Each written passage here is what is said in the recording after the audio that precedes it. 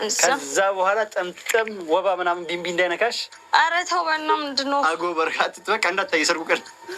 ለሰዎቹ ሱመያ ነች እንላቸዋልና በደንብ መታየት አለበት። ሱመያ ነች እንላቸዋለን እንዴ እኔ መታየት ijoollee Sa'iid Daforosoo cidhaa kana jalqabe gaduma deebi'e ka maashaallah ijoolleetti jechuudha maashaallah taba aboo cidhatti dhiyaatan gad deebi'an sirriitti amma dura nama fuudhee nama bultii ijoollee qabu miti nama amma dura dubartii haasofsiisee fakkaatu akkam ijoolleen biraa jechuudha meen humna kiyyaa oguuf istaan argitan yookaan uffata adii shamarranii kan argitan namummaa irratti illee sirriitti miira keessa galtanii gammadanii jirtanii sirriitti gammadanii jirtanii dhugaa rabbi ani uffatuma kana yoo argu nama hundarrattu jechuudha hedduu miira keessa gala maaliif akka ta'e hin beeku dhugaa rabbiif wallahi dhuguma rabbiif uffatuma kana namarra argitaanaan kalaas waa baay'ee yaadadhe waa baay'ee kaayyeffadhe waa baay'ee yaadadhe alhamdulillah ala kulli khairumaa fi أبو مجاوتنا ربي إسلامه ما هكني والله ربي إسلامه ما أكمل رابري لدوغا ربي ما شاء الله دوغا ربي أبو ربي الرجال توسي حفلة والله ندندان وان دي فوي الرجال ربي حفلة أفن اللي هدو رابري دا ما شاء الله تبارك الرف أبو أد أوفتنا مرة خد أني كنا دوبا لنا ما قدوف سيدي والله تكون في يا ربي كده دوغا ربي أقول ناسي جلا سيني ولي أوجد dhugaa rabbiitti kolfi dhugaa rabbii fuuyyoo ada duubaan nama hodhanii uffata kana warri bu'attanii deemta duubaadhaan akkuma qamisiitti gadi hin godhatamu ani bara akkuma qamisiitti wanuma gadi ratamu natti fakkaate malee waan duuba wali gugguduufa natti fakkaatu dhugaa argeellee hin beeku harkaanillee ilaa haga ammaa si'an uffata adii kan harkaan tuqe hin beeku akkam biraayyuu ga'ee hin beeku dhugaa rabbii fuuyyaa rabbi biraan nageessikaa lammata irra deebi'ee uffadha almuhim ijoollee tana dhugaa rabbi hedduu walirraa bareedanii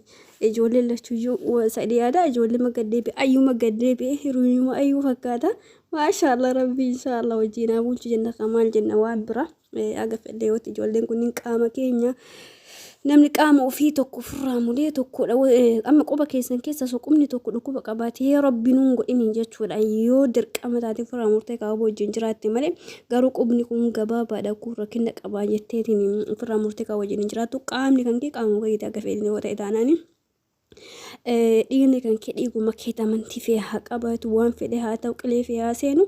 namni kan kee namoo keetii yeroo kamiinuu jechuudha kabajaan namummaa sitti dhagamu ammoo ijoolleen tunni hedduu walirraa bareedanii qumatiidhaanis yookiin wajjaadhaanis baay'ee waliin taranii dhugaa rabbii Sa'iiduu ammoo ijoolleen baggeddee beeyu maashaallah tabaarak aboofu ijoollee dhiiraa fuudhaqa kinoo innumaanuyyuu lammata fuudhee kinoo akkanatti faa jedhee fuudhuudhaaf deema isin maal edda ijoolleen keenya singilii warra deebiliitii yookiin warra deebee fuudhuudhaaf deema waan ta'eef ijoolleen keenya singiloonni jechuudha ka dhiira fuudhaa dhugaa fuudhaa warra heerumtanillee heerumaa ammoo ijoolleen keenya warri waa heerumtan jechuu heerumuudhaaf rosii jalqabdan jaarsuma namaa jalaan deemina dhugaa rabbi akka feellee yoo ta'e jechuun hin jira ijoolleen heerumu ijoollee walii fuune baay'ee jira waan xeessanii nama babarda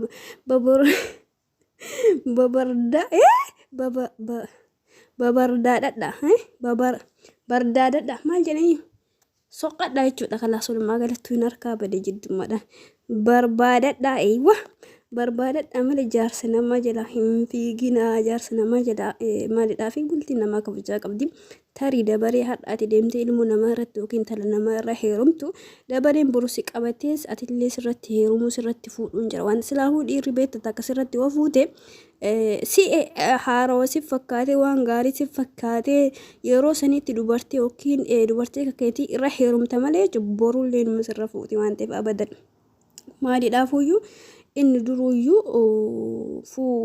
sirra fuudhu waan beeku jechuudha awwal fuudhanii uumaa miti rakkoon qabu rabbiin waa beeka afur kenne miti silaafuu suusii dubartii kanatti gadhiisee jiratti rabbiin inshaallah khayrii haa godhuufi rabbi halaafisuuf yoo haqa eeganii sirnaan deemamaa rakkoo qaba taan gammachiisaa taan boochisu rakkoodha malee taan mana keessa gubaa taan gariin tokko fayyachuu barbi dhiirri tokko dhugaa rabbi dubartii jechuudha maal qosi fakkaate yoo haadha manaa san jibbe ijoollee isaallee wajjumaan jibba subhaanallah agwaa ijoollee isaa sun ta'e isii qofa taate yookiin isii qofarraa argamte wayititti ka warra laaluu jira baadiyyaa keessa fayyachuudha abbootiin keenya duraanii jechuudha akaakuu keenya kunniin jechuudha haadha manaa isaa duraa yoo jibbe ilma isaallee akkuma jiru waliin jibba jechuun maaliif akka ta'e hin beeku kun wallaalummaa jedhee yaada. Dubartiin tokko tokkos jirti ta jalqaba ta lammata irraa heerumte ta rabbii ibiddatti qabee uume jechuudha dhugaa rabbii. Maaliidhaa fi jireenya haadha manaa duraa san warra itti golgoleessanii jechuudha. Jireenya haadha manaa duraa san jireenya namaa osoo hin taane jireenya gadummaadha. Jireenya gadhumaadhaan akka isaan jiraatan warri godhurra haadha abbaa manaa dura wal qixaan jiraachisu faalla wali garagalchuu jira jechuudha. Ilaalcharraa gocha garagaraa irraa jechoota garagaraa fayyadamuu irraa abbaa manaa kana nagaadha maasaniiti warri faallaa walii garagalchaa jira. Inni biraa jechuudha dhiironni keenya dhugaa rabbiin gowwoomina. Dhugaa isiniin jedha wallahi haqiiqatan tarii sagaleen tiitu yoo dhageeffatame taate dhiironni keenya gowwoomina. Dubartiif takka wajjin jiraadha. Sababni isaa jechuudha lama wal bira waa hunda guutuu fi miti takkatti sanuyyuu abadan guutuun hin dandeenye. Haala qaala'insa jireenya addunyaa tanarraa wal qabatee akkasuma immoo namni illee akka amantaa duraaniitti amantaa kana hordofuu namni dhiisee jira. Rabbummaa sooshaal miidiyaa kana ta'e dargaggeessi amma anaafillee siifillee waluma qabatee jechuudha. Akkasii wal qixxeessaa akka shari'aan naaf eeyyamtee hin fudhattee ofitti amansiifna irra baroodha. Garuu ana akka kiyyaa osoo itti midhiiste sammuu nagaan jiraatte takkatti matantee wajjiidhaan haraamarraa fagaattee jireenya gaarii wajjin jiraatte irra bareedaa jedha. Sababni isaa gaafa wanni tokko lama ta'e beektaa si cinqaa si dhiphisaa kamiin qabdee kamii akka ilma namaa kana jechuudha. Ilma namaa kana isaan dubartoota gamaa gama namni dhufanii masaan walitti ta'anii miti. Dhaluma kan kee kana jechuudha lama yoo ta'e yaadni isaanii tokko hin ta'u. Yaada isaanii tokko hin ta'in godha hojjette immoo jidduutti raaruu jidduutti uf dhiphisuu fi yaadaa fi akkasuma jireenya kana walii gulguleessuu fi ofii gulguleessuu keessa gala waan ta'eef. Kanaaf dhiironni keenya dandeettanii akka rabbiin fedhe sanitti hin bulchine na ofaman siinaa hayyaa itti seenaa garuu irra filatamaan takkatti ma jedhaan akka kiyyaata akka shariyaatitti laafoo dhaabbamattaa kee laafoo dhaabbachuu osoo hin taane akkanumatti wal qixxeessanii jireenya isaanii wal qixxaan jiraachisuu miti. Sammummaan kan kee nagaa haa ta'u rahaa sammuu kan keetii kennuudhaafuyyuu dubartii mataa akka wayya dhugaa dubbachuu gaafa lama taate jechuudha. Asuun beektaa waa sirraa deemu kanaaf ijoollee keenya rabbi haa laaffisuu sa'idillee jennaan itti seenu osoo hin dandeenyettuyyuu hin seenu rabbiin haa laaffisuu fi dhugaa rabbi wajjin haa bulchu jenna. Inni guddaa ammoo mucoota rabbiin karaa jaallatu karaa bareedu rabbiin haa kennuu fi hunduma isaaniituyyuu ijoollee karaa hin taane jira rabbiin karaa bareedu isaan haa deebisu hunda isaaniiyyuu jechuudha. Kanaaf jabaadha ijoolleen mana madaamillee inshallah gaafa tokko isinillee uffattanii isin uffisuu jira keessanillee warabburaa ta'e abdiin kutinaayaa abdiin kutinaa nu yoom uffannaa uffatuma kana yoom uffannaa uffanni kun yoom nurraa deemettanii abdiin kutina